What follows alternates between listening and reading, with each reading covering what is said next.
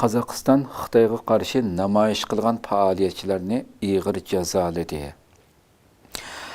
Qadrli ko'ruvchilarimiz, albatta bu haftadagi eng ichinishli xabarlardan biri desek bo'ladi. Biz shu xabar chiqqan kunidan shu kuni kechasi bo'lsa kerak, oqshomisi. Uningki videolarini, sirlarini biz kanalimizning arkaysi ijtimoiy supalarida taqatdik yani. Bu hamda Qozog'iston uchun belki tarixi bo'yicha o'chmaydigan o'z millatiga, o'zining irqdishiga, millatdishiga qilingan Xitoy uchun yani dunyo tarixida hech bir davlat, hatto Xitoymi, Xitoyning ichida bir Xitoy yoki bir Qozog'istonlik berib Xitoyning ichida Xitoy bayrog'ini ko'ydirsimi, bunda bir jazoga uchurmaydi. Çünkü Xitoyning o'zining qonunida 3 yilgacha jazo berdi ekan. Ammo bu qatimqi bu jazo berilgan insonni haqiqatan ichindirdi.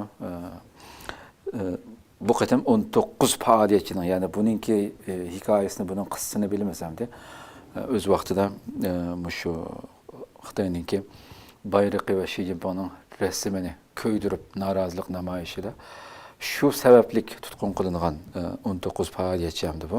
Shuning hammasiga jinoyat bekitib ig'ir jazoladi hamda Qozog'iston.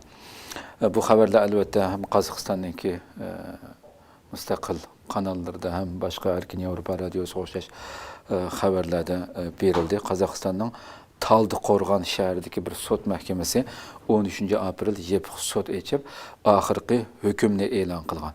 Çünkü neçe vaqtdan buyon bular tutib turilayotgandi. Buningga qarshi bularning quvvatli haqida nurg'un faoliyatlar bo'lgan hozirgacha.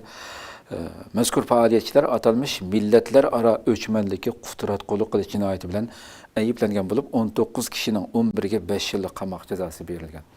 Yani her biriga 5 yillikdan qamoq jazosi berilgan. Bunun ichida 2 ayolning kichik bolasi bo'lganligi uchun jazo kechiktirilib ijro qilindi ekan. Qolgan 8 kishiga bo'lsa turma sirtida nazorat qilinib, cheklik erkinlik ichida yashaydigan jazo berilgan. Bulardan sirt 19 faoliyatchining hammasi siyosiy huquqidan 3 yil mahrum qilingan. Acaba mushu manzarlarni, mushu xalqning qon yig'ilgan shu ko'rinishlarni, yani albatta düşmanımız Xitoy ko'rib turganida Qozog'iston Xitoy ko'rib bir Xitoyning ko'zi bilan tasavvur qilib baqaygan. Qozog'istonni yani paypiqichilik ko'rmatgan mayda yani. Qozog'istonning tushgan ahvoliga qarab baqaygan. Nima degan ichinishlik bir. Sen so'zda atalmış mustaqil bir davlatsan. Ammo sen o'zingning xalqiga boshqa bir davlatning bayrog'ini ko'ydidi deb mush darajada jazo bergan bo'lsang, Xitoy sana amaliyotda Xitoyning oldida bir nəhayət pəs orunğa düşkən bu səndə əlbəttə. Qılçilik, paypaqçilik hörmət olmaydı sən bir dövlət polisi tutanmadan. Yani bunu düşünənməydiğən dərəcədə anqavlaşıb getdi mi bu insanlar yani? Bu hakimiyyətdikilər. Yani hatta mütəxəssislərin nurgun şu hüküm elan qılınğandakı qanunshunos mütəxəssislərin bu tamamen yani örnük yox bir siyasi bir cəza bu da. Aşında analiz qıldı, mülahiz qıldı. Demek bu insan içinişlik yani. Şular qılınğan muamele, hatta sotdan keyin nurg'ullar aylanib qilib, yig'lab, mishada o'shdan ketgandek bu ayollar va mishada. Ashunda qilsa saqchilarning qilgan, ya o'zining millati bu oldiki Xitoy emas, ya boshqa bir millat emas. Nurg'ullar mishadaki hammasiga Qozog'iston fuqarosi, mayli vatandan chiqqan bo'lsin, keyin chiqqan bo'lsin, maldur chiqqan bo'lsin. Ya o'zining fuqarosi, sening pasporting, sening nimani ko'tarib yurgan xalq. Bu saqchilarning qilayotgan muomalasi qarada kichik bola va qul deb kitimshan ovozliq ko'rgansizlar balkim. Bu darajada ichinishli bir manzara hamda. Xo'sh, Erkin Yevropa radiosining xabarida ma'lum bo'lishicha, Qozog'istonning taftish doiralari Xitoyning diplomatik arzidan keyin, ya'ni Xitoyning Olmaotadagi konsulxonasi Qozog'iston tashqi ishlar ministrligiga nota yo'llagandan keyin faoliyatchilarga qarshi harakatga o'tgan bo'lib, "Voy aka, biz darhol sizning buyrug'ingizni ijro qilaylik." Buning boshqa bir ta'biri bormi yani? Yani bir chuprandi bir elchining notasidan keyin sen uning oldida xuddi uning xizmatkoridek darhol o'zining xalqini tutib so'lab, uning keyin bunday bir hukm chiqarsa yani. Hareketga o'tgan bo'lib, bu vaqtdagi paketlar oshkorlangan deb mana xabar berilgan. Ayni vaqtda Xitoyning Qozog'istondagi bosh elchisi Qozog'iston amaldorlari bilan ko'rishib, bu masala haqida so'zlashgan. Qozog'iston doiralarining boshqa bir rejimning besimi ostida o'z fuqarolarini ig'ir jazolash qarori navbatda kuchlik g'ulg'ula qo'zg'agan bir masala. Bu oldimizgi kunlarda albatta g'ulg'ula qo'zg'ishi kerak bo'lgan har qanday bir insonni nafratlantiradigan bir hukm bu chunki. Bundan keyingi oldimizdagi oylarda davom qildi bu mencha. Xalqaro kechirim tashkiloti bu vaqtda bayonot e'lon qilib, Qozog'iston doiralarining 19 faoliyatchini darhol qo'yib berishi, jinoiy hukmlari va jazolarini bekor qilishi kerakligini bildirdi. Nada bunda qonun bor?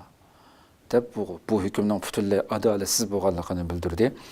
Chunki ularning faqat o'zlarining insoniy huquqlarini tinch usulda qo'g'dashga tirishganligini bu namoyishchilarning tinch namoyishni o'chmanlik qo'zg'ash degan mujmal bahona bilan jinoyat qatoriga kirgizishning amaliyotda adolatni dafsanda qilish va xalqaro inson haqlari o'lchamlariga haqorat qilish ekanligini ta'kidladi.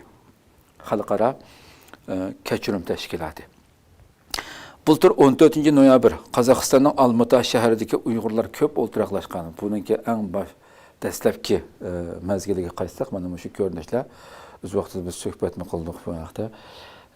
Mishadiki mana shu namoyishchilar qozoq xalqi Uyg'urlar ko'p o'ltiraqlashgan Qozog'istonning rayonda bir turkum Qozog'iston fuqarosi Xitoyga qarshi namoyish o'tkazib, Xitoy bayrog'i va Shi Jinpingning suratini ko'ydirgandan keyin namoyishchilar qo'lga olingan edi. Ayni vaqtda namoyishchilar maqsadining Xitoyning Qozog'istondagi kengaymichiligiga qarshi chiqish va Sharq Turkistonda Xitoy tarafidan tutqun qilingan izdiriki bo'lmagan bir Qozog'iston fuqarosi uchun ovoz chiqarish ekanligini bildirgan. Ya'ni o'zlarining maqsadini e'lon qilgan bu yerda. Bizning maqsadimiz shudir. Amaliyotda Qozog'iston uchun yuragi kuyayotgan insonlar. Bular o'ylab boqaylar. Ma Qozog'iston xalqi qozoqlarning bu biz mayadagi yerlik xalqning bu tuproq. Bu Xitoyni bu shaklda itning qurdidek hamma yerga tortib olsang, hamma yerni egallasan, bu Qozog'iston uchun, mening davlatim uchun atigun ig'ir bir tahdid shakllantirdi bu deb Qozog'iston uchun yuragi etishib, boshqa amaliyotda millionlagan inson chiqish kerak asli bunda namoyishlarga. Ashularning ichidan o'z davlati uchun ko'ngil qo'yib, davlatini o'ylab maydonga tushgan qozoq xalqining huquqini qo'g'digan insonlarni mukofotlash yo'q. Akilib chaqirib ularni ziyofat qilish yo'q. Hanim bo'lsa haqiqatan bir millatparvar ekansan deb. Dal aksiga dushmaningning talibi bilan bularni tutib so'lab, dushmaning bermaydigan jazo bilan hukm qilgan bo'lsang, sening na davlatlik e'tiboring, na hukumatlik, na Qozog'iston xalqiga vakillik qilish e'tiboring qolamdi seningki. Qaynasining adolating yani. Bu darajada ichinishli bir masala bo'lib qo'ydi.